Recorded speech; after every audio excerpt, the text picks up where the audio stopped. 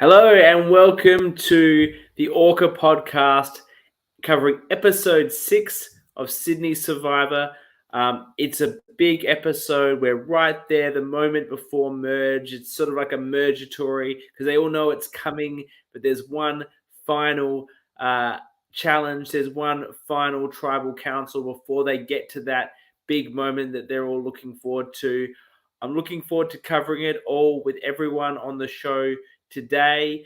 Joining me as always is, well, not always, but most of the time, fresh off a big weekend of parties I wasn't invited to, is Jules. Hey, still salty about that, aren't you? Yeah, super salty. Who's saltier, you or JT? Me. I backed him in for the final 3, and then, what the fuck? Actually backed him in to come second. That said, my picks are going extremely well. I think I have 7 of the top 9 correct. I haven't looked at them. I know that if Lizzie comes back in, I'll be doing really well. But if she stays out, I'm fucked. Yours are pretty similar to mine, except you had Lizzie as the winner pick. And I had Christy as first boot, so... Yeah, whereas I had Sam, then Matt P, then Ethan, then Danny, Michelle, Christy in that group, then Luke sort of close to around the merge, but Joseph at 10. So I'm the only one I had sort of wrong is Shane. And who would have thought Shane would have every advantage in the game? No. I think I had him low as well, so... Yeah, well, I think everyone had him low. So he's surprised us all with his lack of survivor knowledge, but his innate ability to find advantages. And joining us again, Jules has decreed, after having John on last week, that the show must always have a winner. Of course, I've won org, so there's always a winner. Doesn't count. They do count.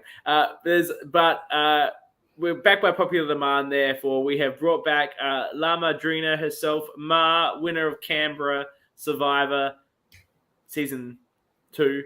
Hey, welcome, Ma. Hello. How are you guys? Ma's fresh back from hiking in Uganda or something. Is that right? Yeah. Nick and I went to all around East Africa. So, yeah, Uganda was one of the places we visited. And you were keeping... up to date with all the excitement of Sydney Survivor while you're traversing through wild and wilderness Africa? Yeah, you have to. I mean, it's all the talk in Kenya, everybody's raving about this season. And I'm guessing even over there, they were trashing Ethan for his moves last week. I actually met Ethan. He was down in Melbourne this weekend, and I hadn't seen the episode yet. And I was very complimentary of his game, but now I feel like... After watching episode 5, I think, I still love the guy, but I just think even he says in this episode that retroactively, maybe not the best move, sticking to the Shane, but yeah. We do love Ethan, but yeah, look, that wasn't that smart. Yeah. Which move do we think was not smart? I think Ethan just knowing that Ethan has an idol, knowing that Shane has an idol, and then sticking to your vote just to flush. I feel like I said it when I played, it's really noble for other people to want to flush advantages, but I'm always going to vote out for the person I think is going home. I think for Ethan, it was fine. His number 1 ally save. But it could have been Christy who's close to him as well. So I don't know. Either way, he was going to lose, and he lost 2 allies. I don't think Christy was ever going to go because the Blues weren't that silly as to vote for her. Yeah, the Reds were just silly to vote for Shane. Unless Joseph, Leah, and Shane all voted for her. Yeah, exactly. Yeah. Instead of voting for Jazz like they were supposed to. Mm-hmm. Well, Shane voted for Christy for some reason, so he and his advantages had their own plan.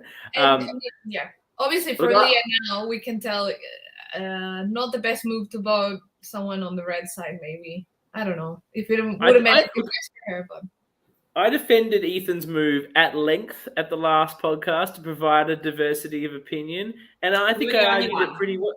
I think I argued it pretty well. And then Ethan just came on and said, no, I'm just a moron. I didn't know what I was doing. You said that in the episode. Like, so thank you, Ethan, for making me look like a fool for having your back. Because he said it in the chat, he said it elsewhere, and then he says it on the damn next episode. He's like, what the hell did we just do? And of course, we get the fantastic, they come back from Tribal. We're right into this, and Matt pitches like double shocked Pikachu face for this situation.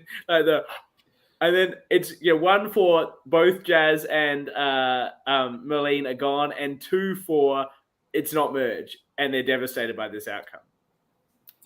Well, before they even come back, we get him talking about his big move was to get Ethan to play his advantage for him. Like, are we really going to call that Matt's big move? Ba-bum. No, I don't call that. That's Ethan's fucking move. Does anyone think that's Matt's move? Maybe Ma? You want to go on the Matt defense? I don't think it's. I think Matt did a good job, making his alliance feel, make sure Ethan even he's has no problem verbalizing to everyone, Matt's my closest ally. So I think Matt's done well in creating such a loyal, alliance member in Ethan. Whose move was it? I think I'm obsessed with Ethan and Matt because I feel like they're both very intuitive players. They're not strategists, I don't think. They're very social players who just gonna, go with what feels right. And I don't think they're thinking like someone like Sam was really quick to call out what a bad move that was. And I think, someone like Sam maybe is more strategic minded. And I think Ethan and Maddie are just social butterflies who go but what feels right at the moment. And yeah, I don't think it was, if I was gonna say it was someone's move, it was just whoever came up with a split vote on blue, which I think would have been between Sam and Michelle and Danny. I think that's where that idea came from. I think I would give credit to them, but I can't give them that much credit because just Ethan and the others just really I think Merlene and Jazz made the biggest mistake, obviously. Yeah. But yeah. I really related to Ethan saying that he just closed his eyes and was waiting for the votes to come. Because that's what, I was in a tribal where 7 people were immune and I had no idea. And I was just like, whatever. At this point, I'm just vibing it. Yeah.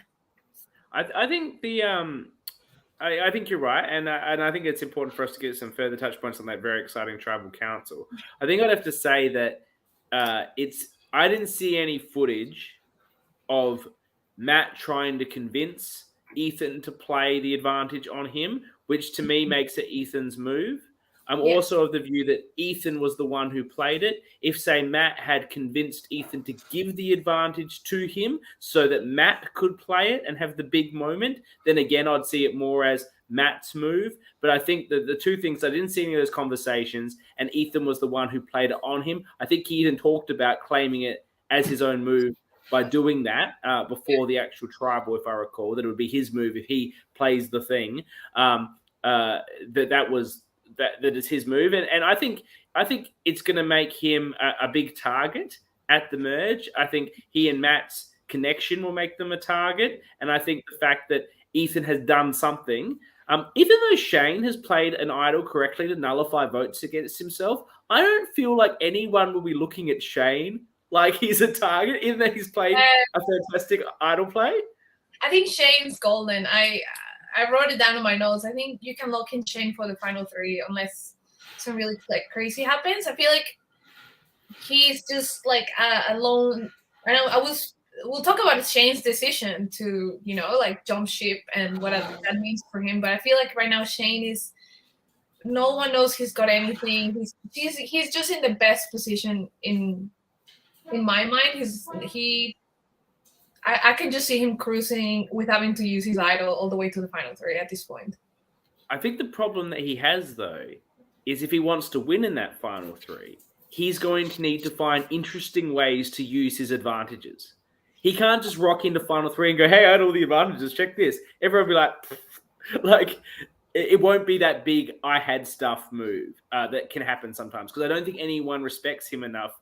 And he needs to do more things to be respected. So if he can use all these advantages in interesting ways, he could have a really, really compelling case. Yeah, I agree. I think at this point, I agree with you, Mark. He's locked in for final 3, but I don't think he's going to get any votes at the end if he keeps going the way he is. I mean, I could be wrong. He might pull out some stuff at merge, which could be really interesting. But at this point, I think he's our 0 vote finalist. But we have seen people like Marianne in American Survivor, pull out an idol and say, look, it's equally impressive having this a secret and not having to use it. I think that's, depending on what happened in the game, I think that's a really good thing to say at Tribal, that if people change their opinions towards Shane or they become really bitter towards the other people in the final, I think Shane could argue for a win. I think you're right. I think though, Marianne had a lot of agency by the time she got to that point. Earlier on, she wasn't seen that way, but she voted out Omar, and that was her big move. So she had that like on her resume. And I think if Shane goes up with that similar argument, he's going to be looked at more like Dean. That was his name, right? From Detective Dean. Shall not be named. As Tommy said about him, you didn't do anything; you just found stuff. And I think that's what Tommy said about Dean in the final tribal council. I don't care you got all these things. You didn't do anything with them. And I don't think Shane knows. I don't think Shane knows the game well enough to be able to speak to that. Like, look at me doing all these things. Survivor, I definitely think it's like the most social player always wins, almost always wins, and the person people just vote who they like the most. And so people like Marianne. Like Marianne. They wanted to vote for Marianne. They wanted a reason to vote for Marianne. That's right. So if I was Shane, I would just really, now that I've got my arsenal of stuff, I would really dig into those relationships. I mean, it might be too late for him, but I don't see how he can. Yeah, if he just cruises in the middle, you're right. He won't have an argument, but I do think he's in a good position to I think he needs to see who's at the bottom and just corral those people and, get something happening against the Dannys and the Michelles in the world who are just kind of dominating the strategy at the moment. Yeah. Except the problem is he's decided to flip onto them, which is understandable because all his old Reds voted for him. Yeah. So why would he have any loyalty to them anymore? They actually voted him out. Without an idol, he's out of the game. So fuck those people as far as he's concerned. But now he's just rolling with the power crew, who are the ones that he actually needs to naturally upset with his advantages to show a big game. Yeah. It's going to be interesting to see if the other... especially Matt and Ethan together I think those are the two who will have to get all the bottom feeders together and get something going. I do think at least Ethan, like the positive I can see of him playing the advantage of Maddie is that Maddie, I do think is the kind of player that you play an advantage for him and he's forever loyal to you. I do not see Maddie, flipping. Someone like, say, Michelle or Danny, I think, they're there to play the game. Someone like Joseph but Maddie now I think is like locked in with Ethan, and sometimes we see it like a really tight minority can topple a majority that's a bit divided. Yeah. I think of all the people left, I think Joseph is going to have a very difficult time getting to the end. I think he's incredibly social. I think everyone's switched on to how good of a player he is, even though he's not really done anything yet. And the moment he sniffs of doing anything, they're all gonna be like, "Oh, Joseph, he's playing too hard, he's too good, we got to get rid of him." Like that's, I think, Joseph's fate. And they all really like him, which is great pre-merge, but post-merge, it's this guy's too likable, too social. We need him gone.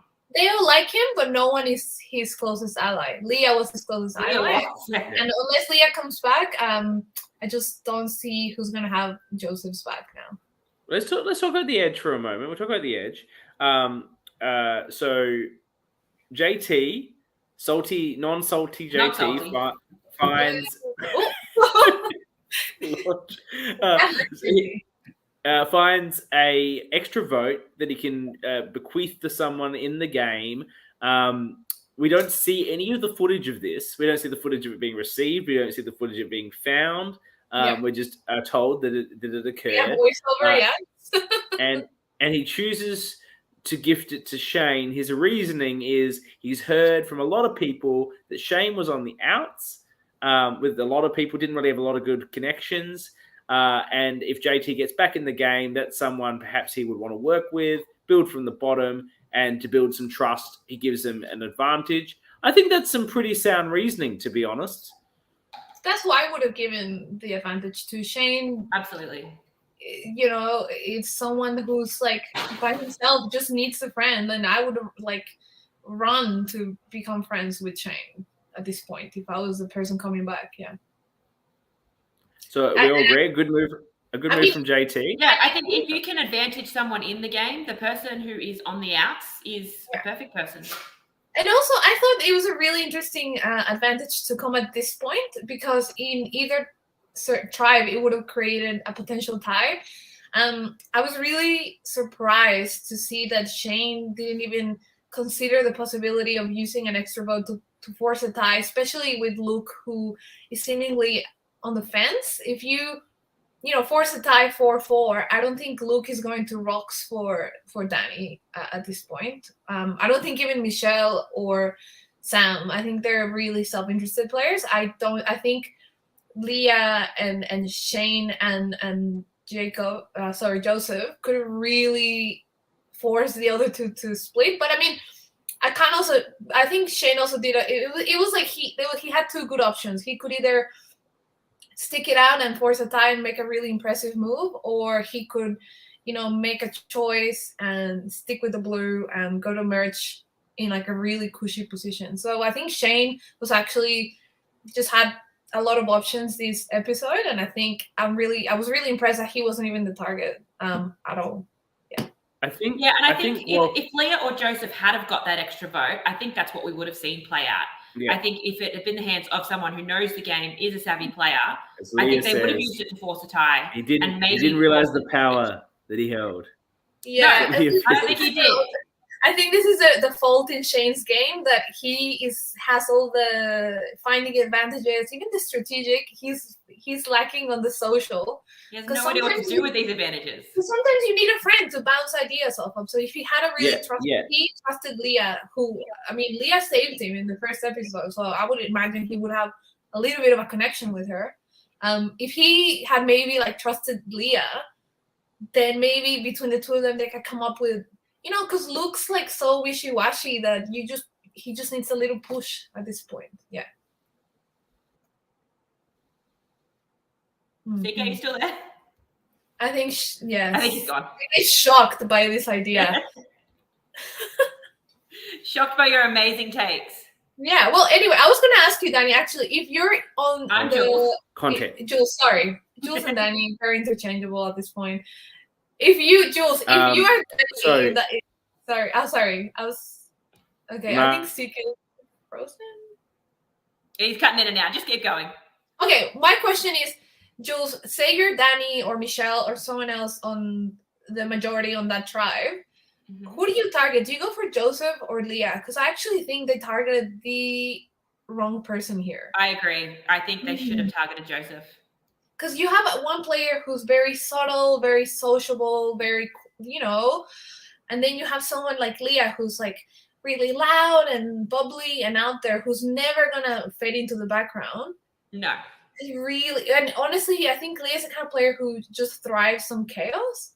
Absolutely. So, and I think Joseph is someone that come merge can fly under the radar. Even if the original Blues have the numbers, Joseph will just cruise along. He'll be the last OG red. He'll even slip by a couple more. And then next thing you know, boom, he's in the final three and he's your winner. But I think Leah, that doesn't happen with. Leah is a lot more obvious. People are going to notice her and she will get herself voted out. That's right. So, Sika, we're just saying, do you think they made between Joseph and Leah? We think they made the wrong choice by voting Leah out.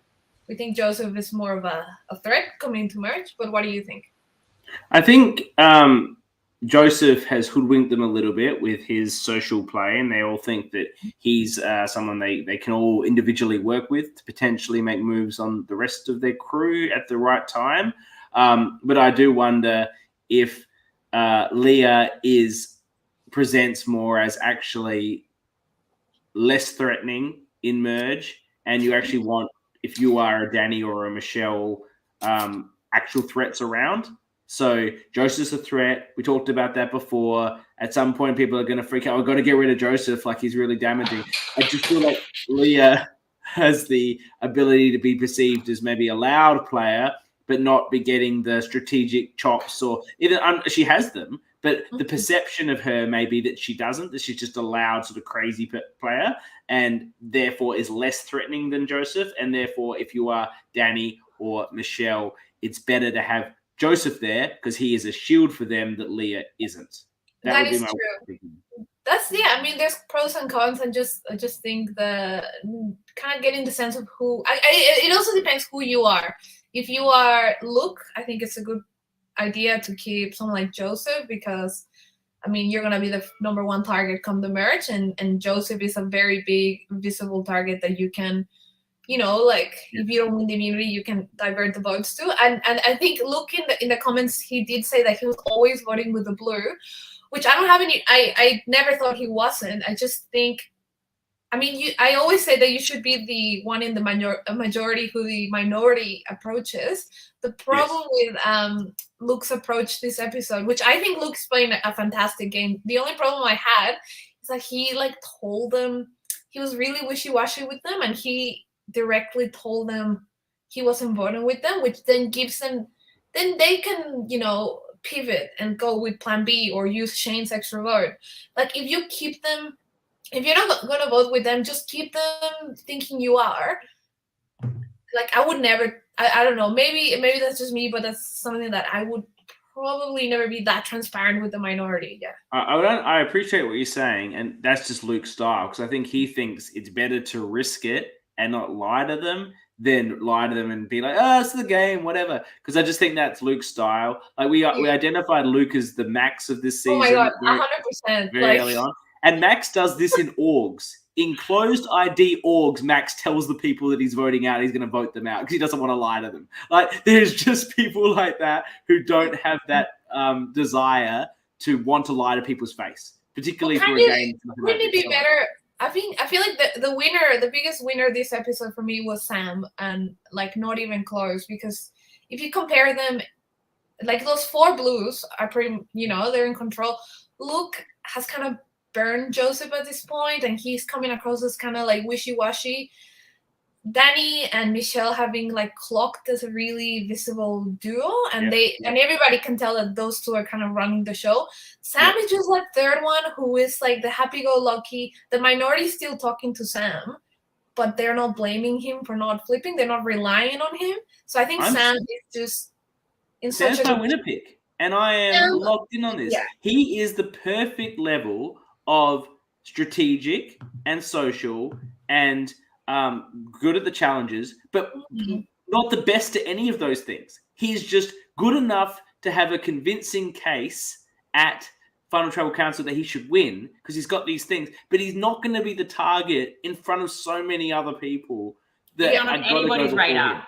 Not in front of Luke. I mean, I wrote that. The last thing I wrote in my notes is merge boot equals Luke. That's what I wrote. Unless he can win, and look, we've seen people who just win and can get voted out in the past. And this, by the way, has been verified. It's verified by Sam. Max and Luke are the same person. They are the same person. They're the same. I don't know if Luke is our merge boot. I think at this point, what are our numbers of blue and red? We've got. Well, it depends who comes back. So let's talk about who's coming back. I think at this point we have 5 OG blue and 4 OG red. But are we going to close? Are we closing the bets? Are we paying out on Merlin? I think we should say who has the advantage. She has the advantage. But we looked very briefly at what the challenge was. It looked like they were having to bounce the ball on a disc. Yeah. And maybe she doesn't have to go for the first, I don't know, however long. There is a difference between who you want to come back and who you think is going to come back. Because I'm saying Merlin is the best at challenges that are there and has the advantage. So I have a dark horse kind of pick. I don't know if you guys have already said who you think is going to come back. But for me, I am dying to see Lizzie come back into the game. Me too. My God. Yours is because that's her winner pick. Oh yeah. Well, Lizzie for me is such a good character. She might not be. She doesn't know the game, but I think she's someone who would pick it up pretty quickly, and she could actually.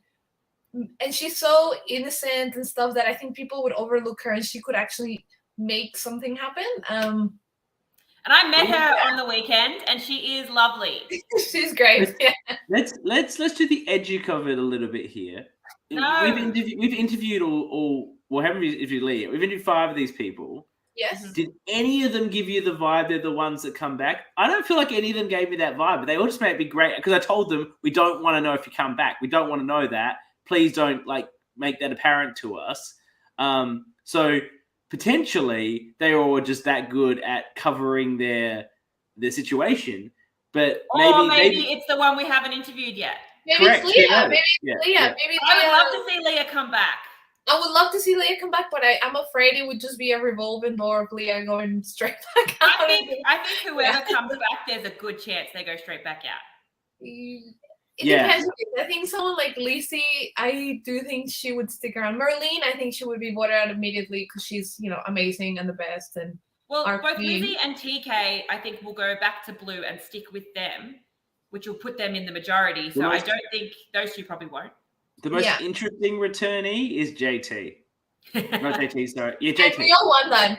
No, because he's going to go to Shane, and he's got the strategic knowledge. He's like, I've got the thing. We were both voted out. And you got voted out by the Reds, but I got voted out with the Blues. We can't work with the fucking Blues. They're running the game. Let's gather up Maddie P and Ethan and somebody else, and let's make a move. That's the best chance of something interesting happening, I would say. How about someone interesting would be TK.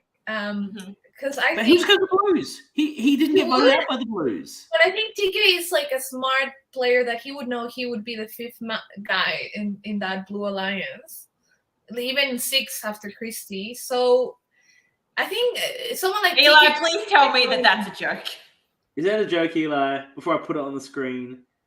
What this week's twist is actually it just replaces the merge cast and the merge. This is just a troll.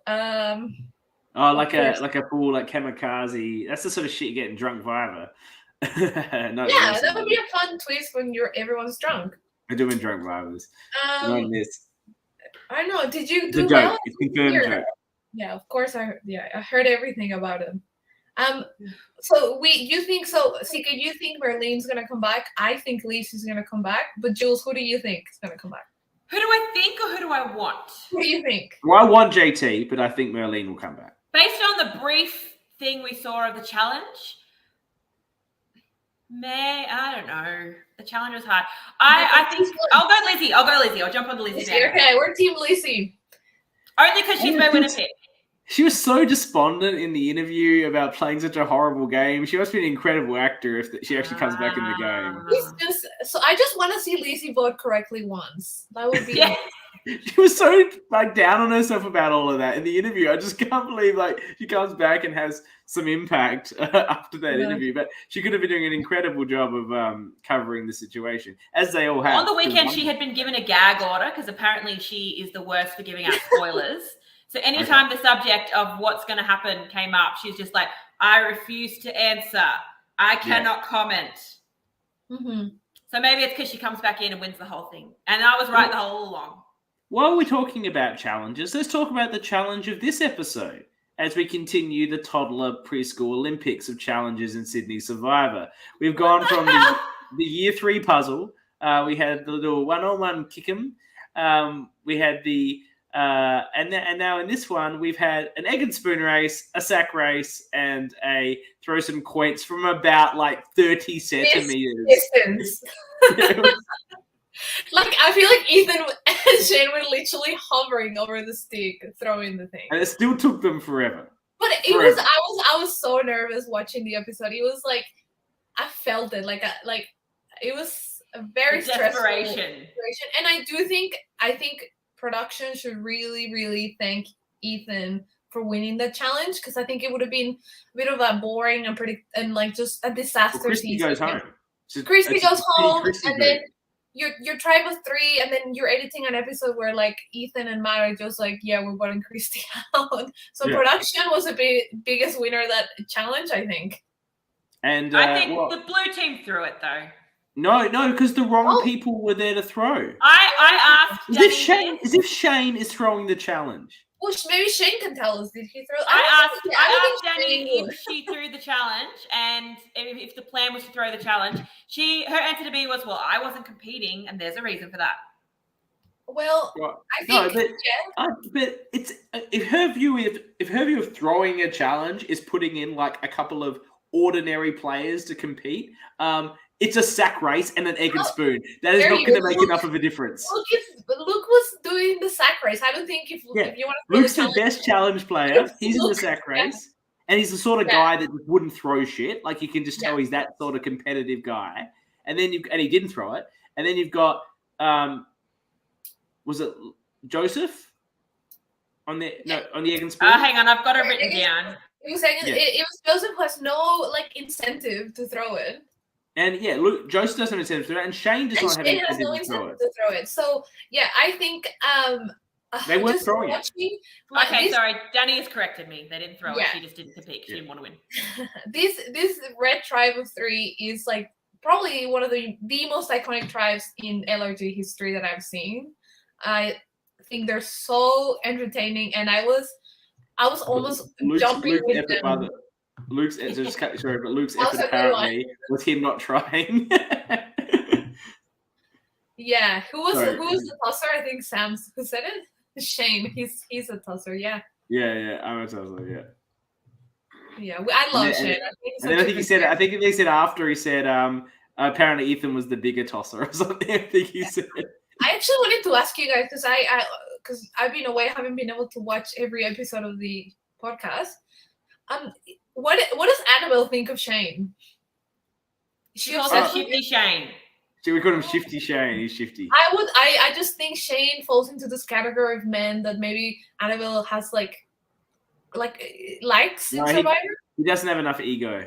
He's not a saddie. Oh, okay. He doesn't have enough ego. He's actually reasonably humble in his approach, I think, and not too into himself. And she needs her type of guys that are full of ego and way too into themselves. Okay. For that sort of alliance member. Well, it's the same. Yeah. So apparently they're all saying they wanted to throw the challenge, but whatever. We're just going to put the people that desperately need to win in it, and the ultra competitive guy, and hope it happens. Like, I'm not buying this nonsense. You guys just didn't have the conviction to want to throw, so you didn't push it hard because you probably didn't care. I guess it's all about how much they wanted to save Christy. And I guess ultimately Christy is not long for this world in the merge anyway. Maybe they'll start getting scared about Christy. Like, there's a certain point where if she survives a couple of merge votes, I think Christy is going to make it worried, right? Christy is running circles around these people. And if you think about it, I think Christy now is in the swing position because she has really good relationship. Everybody wants Christy. Matt and Ethan really want her. And we repeatedly this episode, Michelle and Danny were saying, we want Christy. So for me, Christy, top 6, top 5, lock her in. I had her as 5th, I believe. Yeah, I think she will be a very key. I think she is the most interesting player come the merge. Because depending on what Christy wants to do, I think that's kind of where the votes might end up. Yeah. Well, she's met everyone in the game except for Amanda. Yeah. And she's the only one that can say that. So she, and I don't feel Amanda's coming back from EOE. Who knows? But I don't feel that. Has she met Joseph? No, she hasn't met Joseph. But she's almost met every.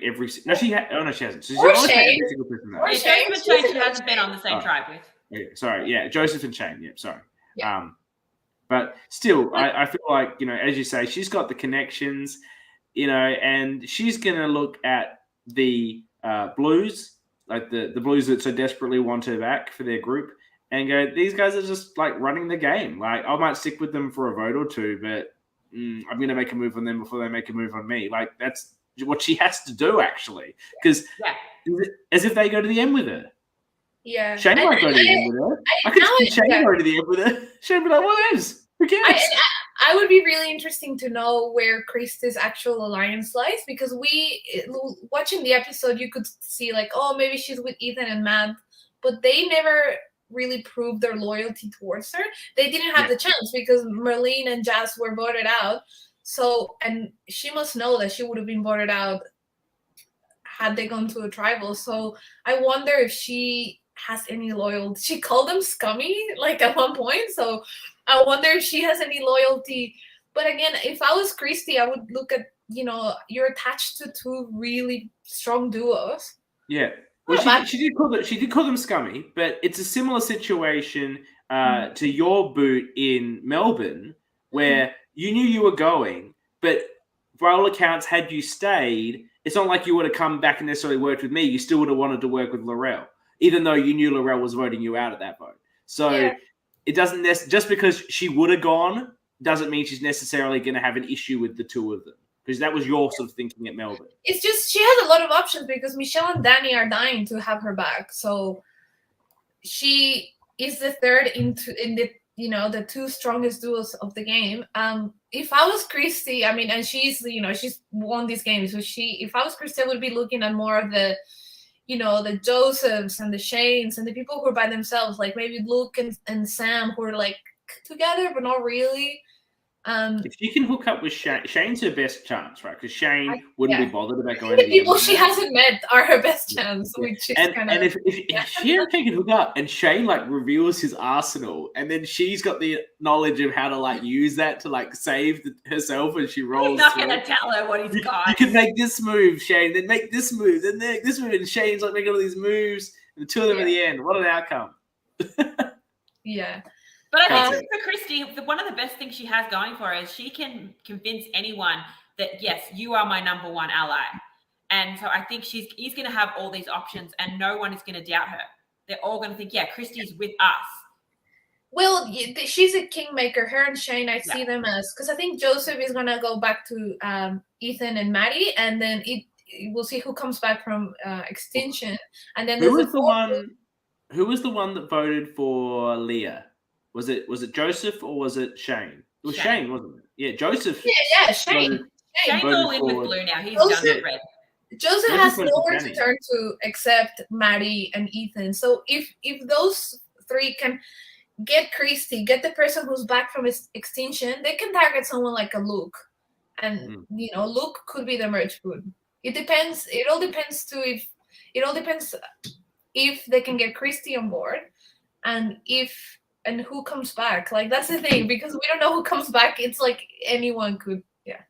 Luke is a fantastic merge boot if Christy's running the show. It's because while she wasn't that close with him like she was with Sam, Danny, and Michelle, so it's not really losing like a close ally. He's a huge threat for challenges. He's quite likable. He's been trying to make inroads with Shane and Joseph, but they sort of see him as a bit wishy-washy about it. He would be, and his big target, it weakens the three blues without weakening her connections. If she's the one ruling the show, I could see her wanting to make that move. Yeah. And yeah, that's There's right. a big twist on the horizon for merge, just FYI. We all love twists. I know this season is just twist, which it's been okay. Like LRGs, you can't get people get too comfy. Well, before we talk to Leah, I'm guessing are we interviewing her today?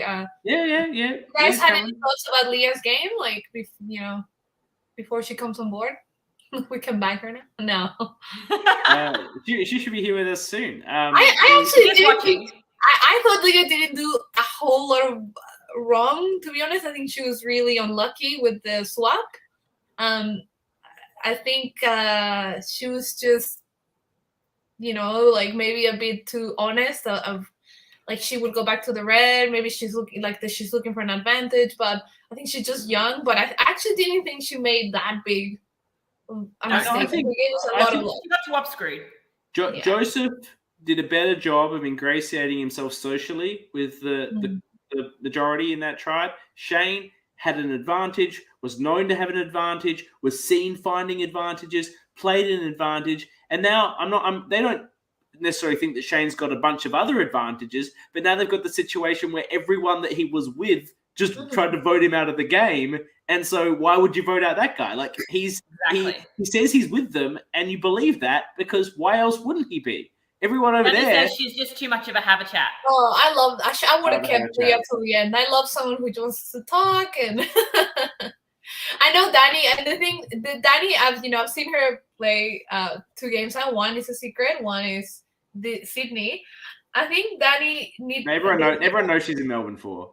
Well, yes, but I don't want to. How she performs is a secret. I think if I had one advice to give to Danny, I think she's such a good player, and I think people clock her quickly. I think her one flaw is that she needs to be a bit warmer to the people who have no power, because I feel we've seen Danny twice now be the minority's target. We've seen her receive votes in the first tribal and then again this, both Joseph and Leah voted. So I'm wondering, like, what is she doing different than Michelle? Because they're playing very similar games. With Michelle, I think when she talks to the minority, she's not as blunt. She's more, giving them a little bit of the hope that Sam's also giving them, like, we work together. And I'm not sure. I think Danny needs to be less transparent with where her mind actually is. Well, and Leah said that. She says you're spot on. And to be honest, that's the vibe that I've gotten as well. It's just because I think she's got everything. Danny is like a winner pick in any season, so it's just like a 1%. Yeah. And Leah said she was targeting her because she was too rigid and was refusing to budge on Christy, but Leah was willing to budge on Merlene and Jazz, but didn't feel that same thing from Danny. So, and she also mentioned that she seems a bit standoffish. I did write that, which, whoa, I thought that was a bit... Something that Danny and I do share in common is we both have a bad case of resting bitch face, and maybe that's something that came into play here. That's right. I think Leah and Danny just were like opposite spectrums of the personality chart. Well, Christy's coming to Danny's defense, but that's because she liked you, Christy. Basically, if Danny likes you, you get this wonderful, warm and lovely approach. If she's not really into you, it's like... I feel like if Danny's going to vote you out, very clearly. Yeah. Whereas like she loved Christy, so Christy's like, I love you. It's like, Danny's mad. Oh, she's getting angry. She's getting angry. Yeah. So that's true. I mean, last vote was really good at like testing those like new tribe alliances, because Leah said, they didn't want to vote Christy out, and then Danny, is saying like, well, Leah didn't want to vote Merlene out, so there's never a chance for them to become one new tribe, I think. Yeah. Except Shane now. Shane's the one who was like, I'll do whatever. Yeah, guys, like, let's go. Shane's in a great position because either his best mate JT comes back, or someone from the edge comes back, and everyone's perception from the edge is he's on the bottom, and so he's the guy that you need to work with. And he's got his advantages. We're manifesting JT. Amanda would be a good player to come back as well. I think she barely got any chance to play. I think she would also be... I think any of them would be good to come Any back. of them. Yeah, I know. It's a very good cast. Yes. Yeah, I just feel like it's not Amanda. Just from the edit, from her interview, I just feel like we've seen the last of her. Yeah. But we have herself. Leah is with us. Leah is ready to join. Let's bring her in so we can get all her opinions about the game and everything we're talking. Welcome, Leah. Hi. Hi, Leah. How are we? How are you? We're excited to have you here. Thank you. I'm excited to be here. You were very excited. You were your response to my message about are you free on Thursday was the most like, oh my God, I've been waiting for this message. This is the moment. You were very excited. Is that because you wanted to come here and meet us, or because you got tea to spill on all these people that voted you out of the game? I think a bit of both. I think I'm absolutely obsessed, but also I just, as you know, I'm a bit of a have a chat. So any invitation for me to come and chat, I'm taking it.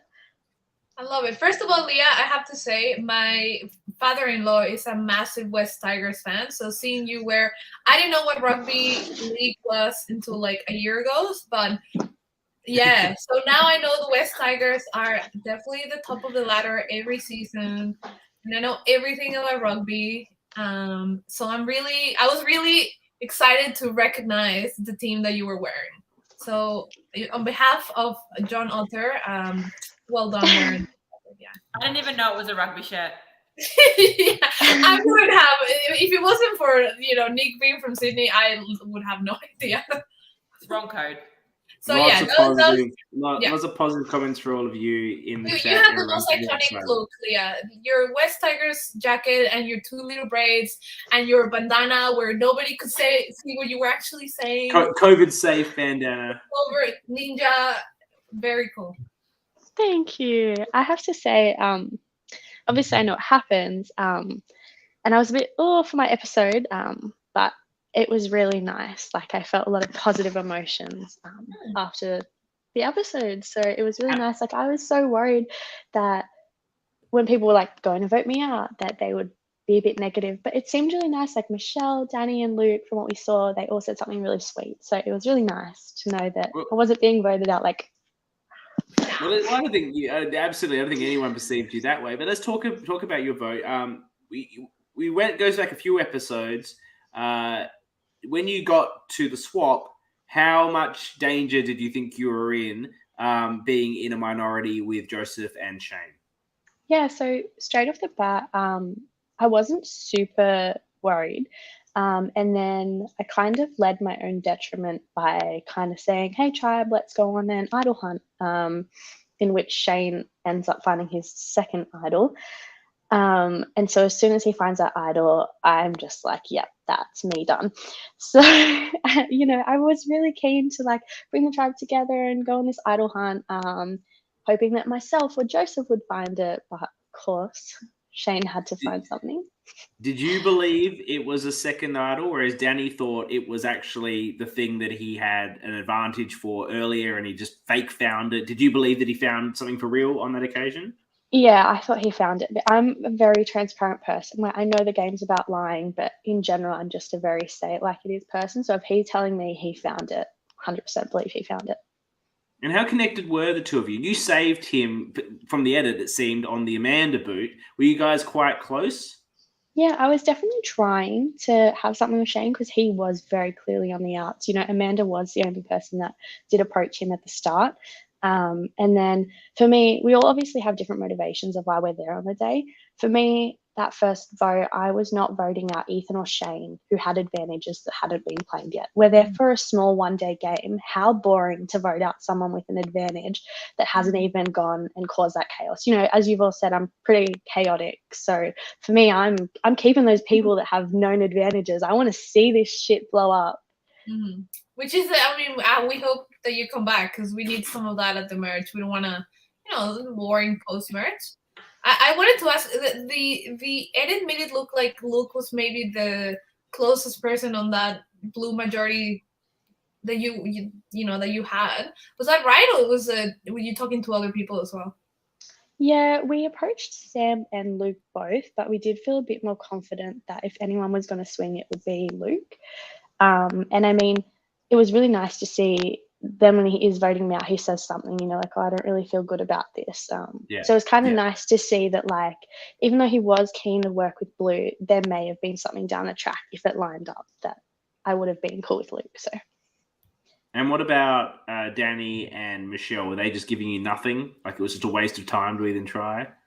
Yeah, I think once Shane had found that idol and I knew it was going to be me, I knew there wasn't really anything. I don't think it was shown on the edit so much, but I definitely on the day was saying, if you guys want to, I would have flipped on Joseph had that been approached, but no one sort of came to me with that. So, I was kind of keen to just like have my name thrown out if it would protect me another day, which, not everyone thinks is the smartest move, but at that point I really couldn't do anything besides say like, hey, I'm willing. Yeah, but I mean, you say you were comfortable with people throwing your name, but then we saw with Amanda, you kind of like backpedal as quick as you could, and you got it on Amanda. Yeah. I was going to say, it was mentioned that in a lot of people's eyes, that was the best move so far. Do you think making such a big move on the first round really put a target on your back moving forward? To be honest, not really. I think if anything, it actually helped it was sort of nice, as some of the others who've come on have said, that was such a scramble on the day. Like trying to split between 3 people, it's never going to work. I think people were just relieved when I sort of came along and said, look, why don't we just go with the person that's kind of told us all different things and make it easy? So and it was very last minute as well for me. You know, at the time I didn't really care that my name was being thrown out until I'm starting to walk into tribal and I'm thinking, well, shit, it could actually be me now. So, you know, I've said to Shane, like, I know nobody's spoken to you but Amanda, and I know that you're voting me. How about we vote Amanda? And then I grabbed Joseph and Merlene on the walk in and I'm like, let's do Amanda. And then, you know, going to tribal, I'm really still in Shane's ear. Like, we're going to do Amanda. We're going to get the people down the line involved. And thankfully, the messengers did their job. I would have loved it to be unanimous. I was trying to like lip talk to Ethan at that tribal council, but you know, he was one. He had Amanda in between him and the rest of the tribe, so the message couldn't get right to him.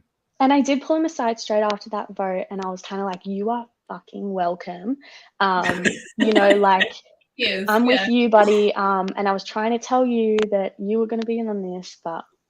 So if, let's say, it's interesting to think, like, say the swap never happened and the Reds would have gone to another tribal, take into account that Shane has an idol, who do you think would have been gone from that tribe?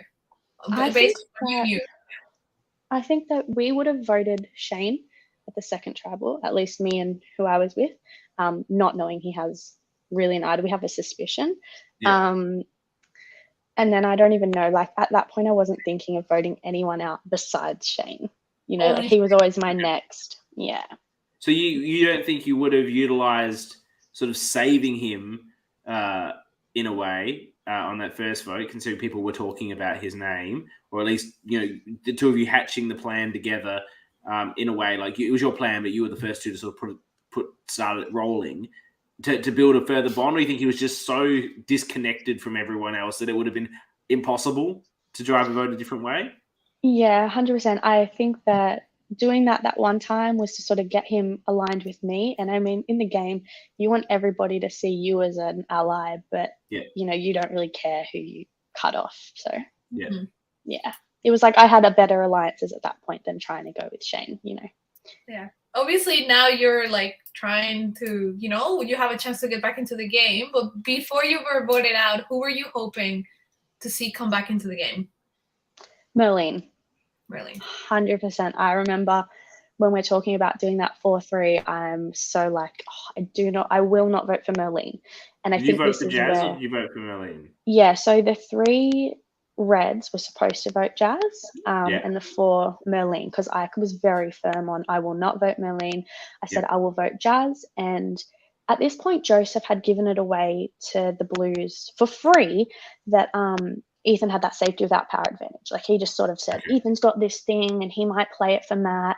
So then Matt was never in the picture after that. So it was always Merlene and Jazz. But yeah, I 100% will own it. I refused to vote Merlene. I said I'll vote Jazz or Matt if he doesn't get saved. But, she's all caps tonight. She's fired up. Yes, vote Merlene every day, and then you don't have to do it. If you're fired up about that, then you come in for it. You could have stuffed the vote split by agreeing to do Merlene, and then also they gave the 3 of you the ability to sort of control the second person that went home. Why didn't you guys go for Christy, who was someone you guys didn't know? Yeah. Well, yeah, that's what we were. Or one of them. One of the Blues.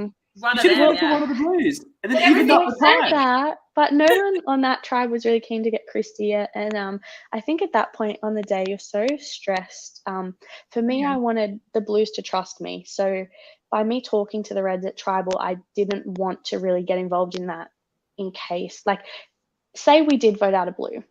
Yes. I come back and we're in a 3-3. One of those Blues.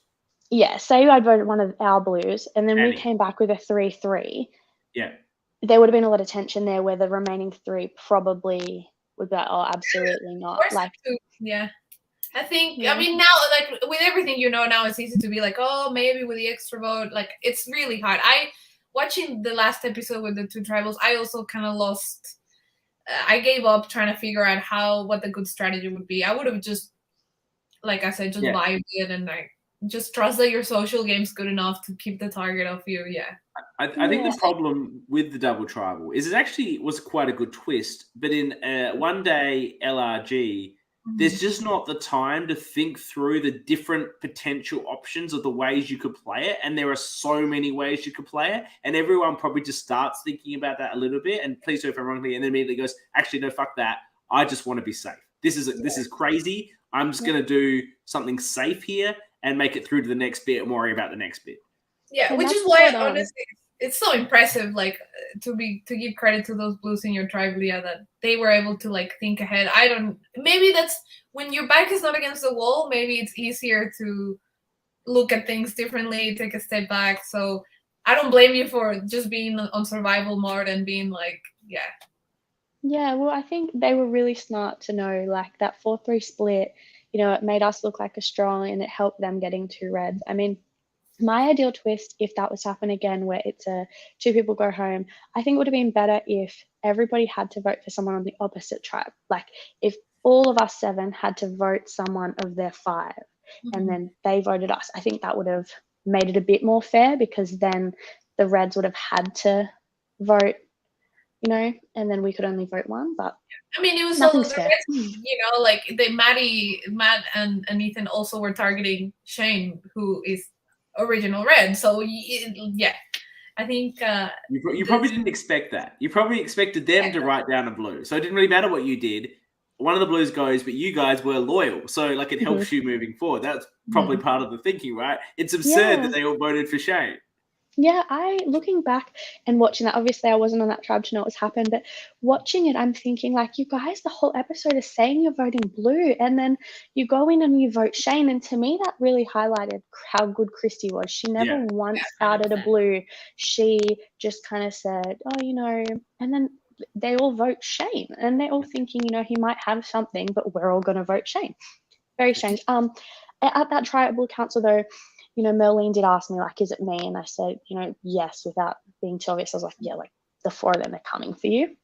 And then so there was nothing she could do, but I wanted her to know that, if she was coming back, that we were still good. Yeah, that's smart, because I think people were forgetting that someone was going to come back. So that's really smart that you were thinking that. Yeah, and then also... Merlene doomed herself, though, didn't she? She was on the podcast last week, and she told everyone she runs ultra marathons, and that's all anyone remembered about her. Looking at her, you look at her, and she's fit. She looks and then I do ultra marathons. Like, okay, noted. Let's get her out as soon as we can. Like, probably left off the ultra.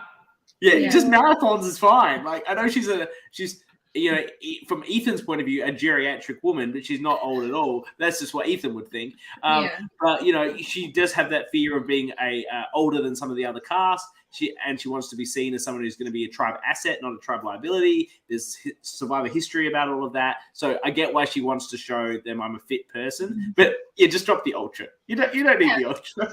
But on the other hand, Leah, you were one of the youngest people there. Did you think that came into play? Like, were you struggling to connect with maybe like the people who were parents, or was that an issue at all? Well, for me, I was the youngest by 31 days, Ethan. And so, I did worry about that, but I do like to think I'm pretty good socially, that I can really work with anyone. So I don't think it really factored in. Michelle's a teacher, and so I'm asking her things about that. And I think I did try to play like young and dumb, particularly in that first egg hunt challenge. I gave away every single egg I had. I rocked up at the end with a baseball in my bucket. I was like, oh my god, it's a baseball. And Ethan's sort of looking at me, like, he's next to me and he's sort of looking at me like, is she serious? Like, a baseball?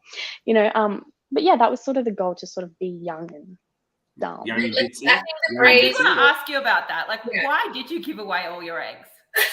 Well, we didn't know our tribes at that point, and I figured making those social connections at the start is more important. Like, I don't know where I'm at yet, so if I gave to 3 people, I was like, that's at least pretty much I'm guaranteed to get with one of them. And if I lost. I knew I would maybe be the target, but I did feel like if I lost anyway, I'd probably survive. I love this strategy. I love this strategy of playing into what people's perceptions will be. Like, talking to you right now, it's actually amazing the different part of your personality you decided to put on show. You were big, you were loud. That's what people noticed about you. You went to look young and ditzy. You say that was the impression you were giving. So much so that, as I said earlier, even though you made the move of the game, people didn't see you as necessarily as a strategic threat, though you clearly are one. Right now, the way you're talking is so calm, collected, intelligent. To play into a different aspect of yourself, and one that will see you as less threatening, is the ideal thing you can do on a Survivor game, particularly if you, say, make a final tribal council, start speaking like this, and everyone's like blown away. And to be able to do that in the pressure cooker is very, very impressive. It's something that like Chloe did a little bit in Melbourne, like, you know, to the extent that when she, you know, I was having that argument with her about who she voted for, and I just thought she just cooked the vote. Like I didn't think she'd done anything like strategically to mess with me. I was thinking she doesn't know what the vote is. And if you can get people thinking about you that way, but then make the end and pull out a more coherent argument of what you did, people will be blown away. And I think if you do come back in, that's apparently what you're going to do, because I am blown away right now by this this conversation and the intelligence. Thank you. Yeah, Well, if I come back or not, I just hope to win fan favorite awards. So, you will. You were my favorite episode 1. I love Ethan as well, but I think you edged him just a little. Just giving away the eggs did it for me. Also, obviously we don't know. My heart belongs to another. Yeah, I mean, I'm all in for Shifty Shane. I want to ask, like, obviously we don't know if you come back into the game, which, you know, like maybe this question will be different, but if you were to play again, what's like one thing that you learned about yourself, maybe that you would implement if you had to play Survivor again? I think for me, I really was trying to play a more social game, so I pretty much sat out on like every challenge that I could to really utilize like making those connections. And I'm actually a very competitive person, so I would 100% like get up in the nitty gritty next time just to like show that I'm serious. I think that that was probably one of my downfalls. I think had I been at that last one where I do go home and, you know, the 3 reds went up and really fought to keep in it, I think that probably would have changed the outcome, because I would have wanted to do that ring toss. I kind of was sitting back thinking, oh, I could do the ring toss. Like I'm good at that. I'm great at arcade games and stuff. Yeah. So, but I thought, you know what, it's maybe best if I sit out, knowing Danny and Michelle were sitting out, trying to harp into their area. And yeah. It's tricky. I mean, lucky for you, we saw that it seems like it's like another arcade game to get into the game. So maybe if you're great at them, maybe we hope that you get back in. Well, our edge it call, because as we said, we've interviewed everyone that's come out, and none of them gave me the impression they were coming back in. Maybe you give me a slight impression, but let's not dig into that too much. I still hope for a JT Saltathlon if he was able to come back. But you coming back would also be equally, I think, a really positive, as long as it's not a revolving door. It would be really sad if you come back and it's a revolving door situation. That'd be a boring episode, and I would hope that's not what we get. I guess generally, you've obviously been having, I don't need to ask you, you've been having an amazing time with having played this, with posting in the chat, with being in the chat. Obviously, you had, like, this is Max's question. Did you have a good time? Did you have a good experience? I did have a good experience. I think the worst part was I forgot how cold the Blue Mountains was going to be, and that it had been raining. And so in the first, I think, half an hour after that egg hunt, I'm wearing 1 layer of socks and my socks are drenched. So from the entirety of that day, I have numb feet. Oof, brutal. So that was the thing I really didn't care about. Just numb, cold toes. But yeah, I had fun otherwise.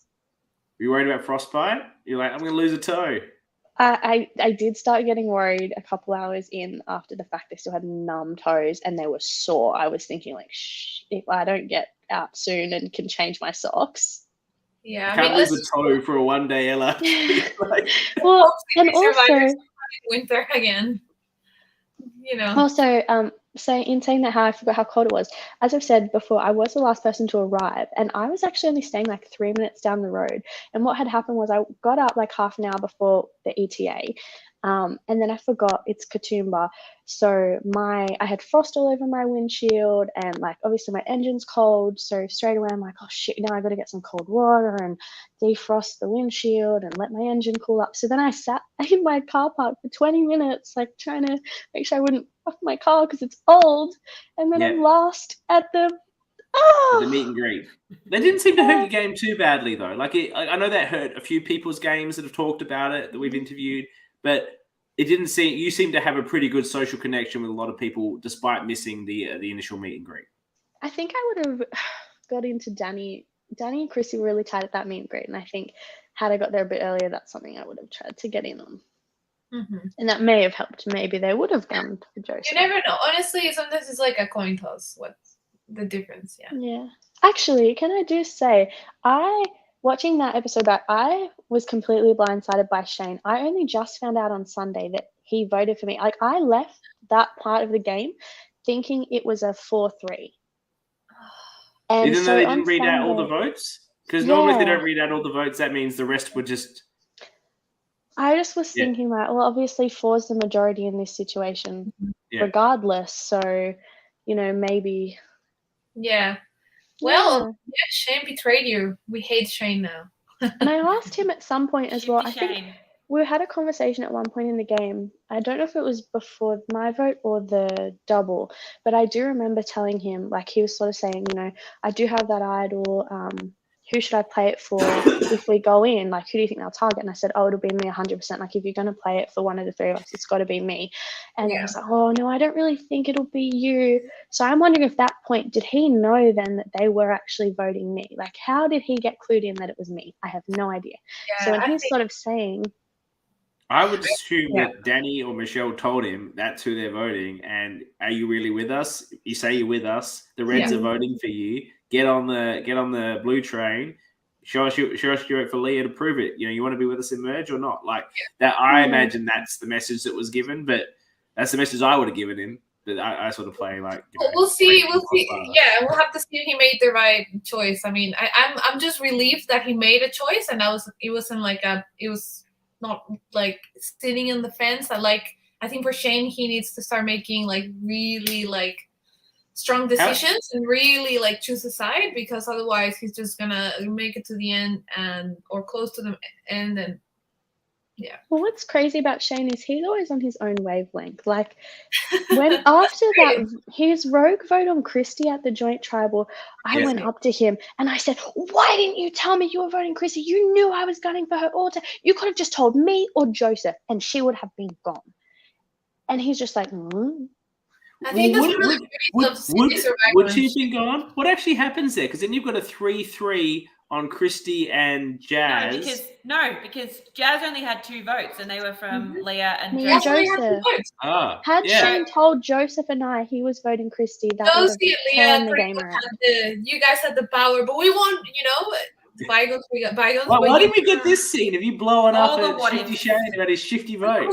You could have voted Michelle or Danny at that point, had you chosen to. But I mean, we get it. You're not playing like for that round. You're thinking long term. No, but I get it. She's annoyed that Shane, in his own head, decided he was voting Christy and didn't tell them when, as Leah said, she wanted to vote for Christy. Like, and I have been vocal about getting Christy all day. I was just like, oh, there's a winner here. Like, let's see you later.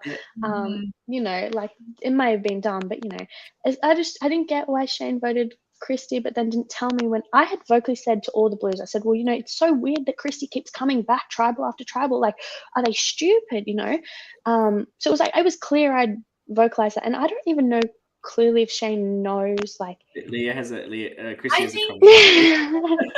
yeah, poor Christy. You won $500,000, Christy. That's what you did. Yeah, I love you now, Christy, but back then. But also, I do think that's the beauty of Survivor. I think, it keeps being repeated that you need to adapt. You also need to adapt to players like Shane. I'm the only one with the big names. Yeah, you have to adapt to players like Shane who are maybe not the most, they don't play with the common sense that maybe for you is very like obvious. I would have voted with you, but someone like Shane, like you say, you need to adapt to players like that or like Elise, who's maybe not that familiar with the game. So we can't just cast a bunch of Leahs who are like very rational and like know the game. Like you need people who, and I do think Shane maybe had his reasons to like, jump ship and going some way. Yeah. Shane's really great, actually, because you do absolutely need people on this that aren't Survivor super fans to make it interesting. But often those people don't provide a lot of good TV because they're just in the pressure cooker. You've got like minutes to sort stuff out. They just don't have the knowledge about what to do to make it good TV or make it a good, fun game. They're trying to learn as they go, and there isn't the time for that. In real Survivor, you still see these people who don't know about Survivor and then provide no value. But you also see ones that do know, that can learn as they go and become a more interesting character as the season rolls on. You don't have that opportunity. So I think Shane's actually providing a lot of great content for a non-Survivor fan. It's just sad that you were it's just sad that you were the collateral damage to Shane's, messy gameplay. But yeah, that's what you say. Survivor's a little luck. You got unlucky that you got paired with someone like Shane. And that's it. Whoever wins this game, like, it'll be impressive, but it's also a lot of luck. So yeah. So I see now. You played this. I'm not aware of you playing another LRG, but potentially do. But now you're signing up for orgs. Were you an org person before this, or you just decided to venture into orgs? I saw you were announced today on the next season of Brandviver, and we're calling it that. Pratty, deal with it. So a couple years ago, I did play an online org with Luke and John Tan. We all played on the same season, and they were run by Eli a very long time ago. And I met pre-merge in my first time, and then the second time I went to Final Tribal Council. But then me and the girl I went with, we lost like unanimously to this man Ethan. And then no, not our Ethan, another Ethan. And then I was like, no, I'm done orgs. They're so time consuming. And Brendan messaged me maybe 2 days ago. And was like, do you want to do it? I was like, yeah, whatever. I'll just give it one more crack. So. It looked to be a very time-consuming org from the people that played season 1, I have to say, of which, everyone that knows Nat was the winner, and good on for Nat for winning that. So you got big shoes to fill this one. Big cast announced. You're playing with Malcolm, Mars Malcolm from Canberra, and Caitlin from Playing with Fire. They're the ones that I know that have been announced. So, there's a lot of LRG community coming together in this next season, which will be very interesting because it is, for those that don't know, a video org. It's live. It's done on Facebook. People are talking to each other video, their real IDs. So it is quite close to a real Survivor compared to a text-based closed ID, for example. So for those that want to check out... Brendan's also just dropped a spoiler. I'm playing in that org too. Are you? Oh, okay. I am. I just haven't been. And Jules. All right. So for those that want to... No pre-gaming. Yes. Exciting. For those that want to check out Brandviver, that's what it's called. There's a viewers lounge if you're not playing. I'm sure it'll be very exciting. You can see more of Lee, you can see more of Jules, you can see Malcolm, you can see Caitlin, people that have been on the LRGs that we've been covering the last couple of months. So I think that's pretty exciting for the whole community to see these faces pop up again. I'm excited to watch you play in that. I followed the first one, and I followed Scott from Playing with Fire, and Nat, who I knew in it, watched them play. So, yeah, I'm excited. I'm excited with these people. Well, I would like to just put it out there. While I haven't applied for any LRGs, I'd kind of just like let the record show. If you need any last minute pullouts, you need a player, of course, my services can be. Oh, your phone's going to be running hot. There's Yeah, always you're a don't be top tier woman candidate. Anyone's gonna want you.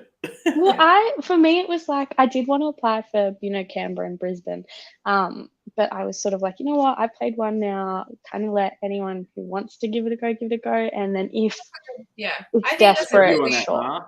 Ma doesn't share that view. Ma doesn't go again and go for the kill.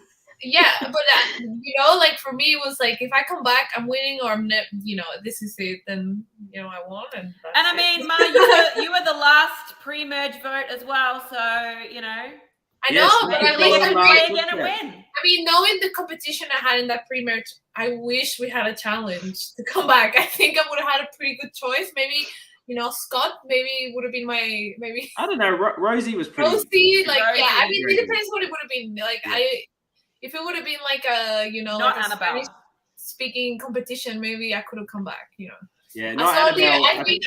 I hope you come back. I think you and Lacey are I think will be the most spicy people to come back in the game. So I hope one of you pulls it. I mean, anyone, like say Marlene would also, anyone would be interesting. JT, obviously, like CK wants. I think it'd just be Salt Athlon. It'd be amazing. And then I think he would get voted out right away. But we'll see what happens with it. Anyway, thank you so much for coming on, Leah. You've been so good on this season. You think you're going for player of the season, most popular, whatever. I could see that happening, absolutely. You were such a big star. And you've really, whether you come back or not, you've been a huge character in the pre-merge. And you've been a huge supporter of our podcast, appearing on. I remember the first episode where you kept repeatedly posting when the next episode was going to be Ask on. me when episode 7 is. When is episode 7, Leah? You can watch episode 7 of Sydney Survivor at 7:30 on Sunday. There you go. Everyone be there. And then we will be back next Thursday to continue talking about it, to talk about who got out, all the activity. And maybe, who knows, maybe Lee will be back 2 weeks in a row if it's a revolving door. But thank you everyone again for being in the comments, for being here, engaging with us on the show, for engaging with Australian LRGs. Thank you so much for coming, Leah, and giving us your insight. It was fantastic. Thank you, Ma, for coming on. It's always good to have the winners here to give us their winning insight. It gives us a credibility that we lack with just me. And then thank you so much, Jules, as always, for coming on and providing your insight, doing double duty on the podcast still with Playing with Fire and Sydney. We'll be back next One more Thursday. Playing with Fire podcast left.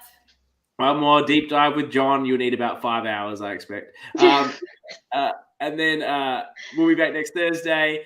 And everyone checking the episode. Can't wait to see you there. And, support Praddy's LRG. Obviously, it's got a bunch of big star ORG, so he's all got a bunch of stars in it. Go check it out. It's something you can. Yeah, let's go. And Jules. You can just follow I've never on your orged Facebook. before, so people feel free to give me advice on how to do this thing. And it's a really no pre-gaming, Jules. I hope you don't have a life, Jules, because you won't have time for your life.